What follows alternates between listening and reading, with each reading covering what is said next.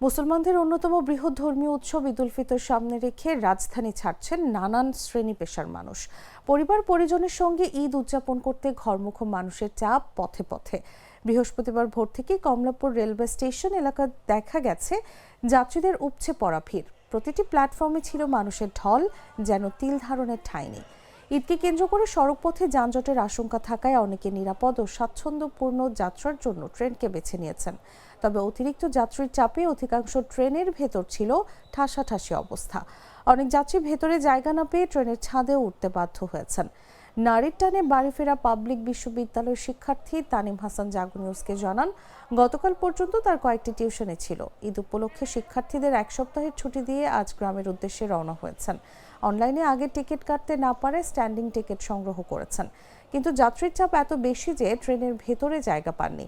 ফলে নির্ধারিত পারাবত এক্সপ্রেস ট্রেনের ছাদে উঠতে হয়েছে তাকে।